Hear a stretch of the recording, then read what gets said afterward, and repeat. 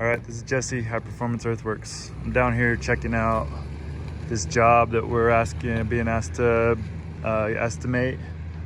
We do this on time and materials, as I explained, because it is a foundation. There's a ton of moving parts, different trades that we got to coordinate with, so many variables and aspects that are difficult to predict.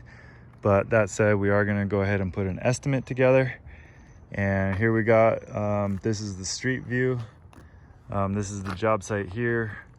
This is a nice neighborhood street, not too busy, nice and wide, nice curbs. The houses are kind of mid-range, I would say, in the market. It's not the Ritz, but it's also not the ghetto. It's kind of mid-level. This is a bank finance job with First Bank. They thought that it would be okay to do a 50% deposit on the job. I explained the $500 scheduling deposit that we do. Here we have XL Energy gas lines right here. We have a water main here and a sewer line there in green. The water main goes in here. The one question is if we do need to upgrade the water line to 1.5 inches in order to supply the fire suppression system, whereas what we have now is a 3/4 inch. So there may be a chance that we got to get into the road here and come all the way into the road and do a new water line and tap into the main. So that would be some possible utility work. Make Tristan super happy. Then we got the sewer line here, which is basically right under there. We can see a little bit of settling on that trench right there. And that sewer line is supposedly 9 feet down, just inside the sidewalk, probably right at that crack, give or take. And here's the main here. But this sewer line should still be intact, so we shouldn't have to get into the road per se. We just need to dig down 9 feet right here, which is plenty deep, and pick up the existing sewer line and get that. So here's the water main, or the water supply and the meter, and that is right there off the sidewalk. Supposedly the driveway is going to come in here. The garage is going to be kind of over here. We'll look at the plans as well.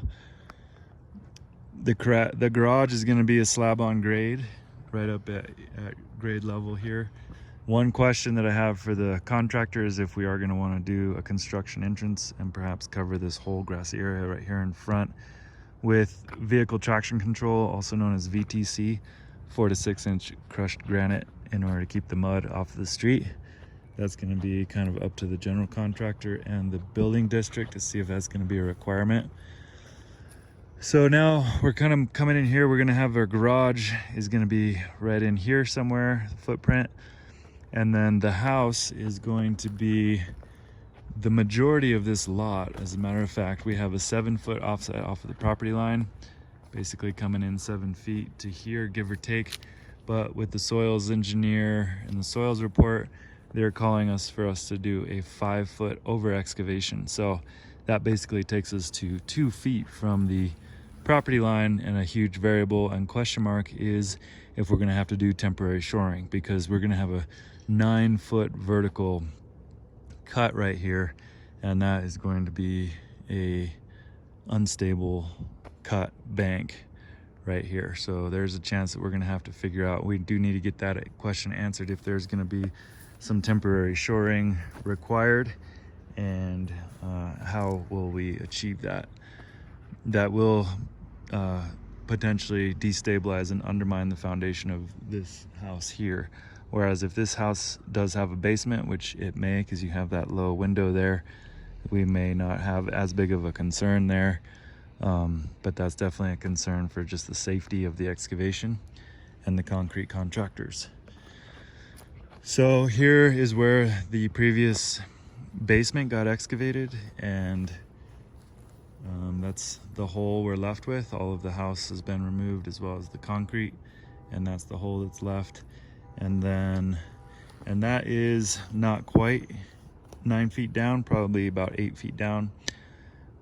And then we're also going to have to dig down and over excavate an additional 12 inches under our walls and backfill with gravel for our foundation footings. A question I have is if that's going to have to be over excavated and backfilled with gravel at the bottom below the slab as well. Also, radon mitigation, what's the protocol there? Didn't happen to ask that at the time of my meeting with the contractor. So the excavation is basically going to come all the way back to here, give or take. By the time we add in that 5 foot of over excavation, it's going to come in all the way to here. This temporary power pole is going to get moved back over to here. But so we're going to have all of this dug out down to 9 feet plus, and then 2 feet from that fence line and 2 feet from that fence line all the way up towards the beginning of that excavation up there, and then a little nub left in place there. So this is a lot of dirt, and I'm guesstimating this is going to be somewhere on the order of 700 yards, give or take. I'm thinking about 70 tandems that will have to be removed from here. Most of it we'll just have to leave and never come back because this is going to be a giant basement, but some of it will need to come back in order to backfill that 5 foot void down 9 feet right up against the building. So I think that is the long and short of it. Erosion control and stormwater management during construction, perhaps some straw wattles down along this fence line or a silt fencing, and that will be called for by the civil engineer probably, or maybe there's a protocol that's already spelled out in the building code of the building district that we're working with, and we can just do what they recommend. So this tree is going to stay. All that grass in the back is all going to get damaged and removed, so we can not worry about that. There's a whole landscaping plan that will get developed for this. It's not been developed yet. For now, we're just going to try to get these guys ready for concrete and tie in their utilities as well. So that is it. It looks like I just did a quick calculation guesstimating 70 trucks of export at $300 a load. Those are just some wild ass numbers, but that's $21,000 just for trucking of dirt away. Also, Brandon, who works for Revolve Design Build, he recommended that I check out the Dirt Guild here in Denver and see if there's a line on coordinating the transport of dirt. So we'll check that out, do a quick search and see what we can do. That's all I got. This is Jesse, High Performance Earthworks. Subscribe to our channel, check us out.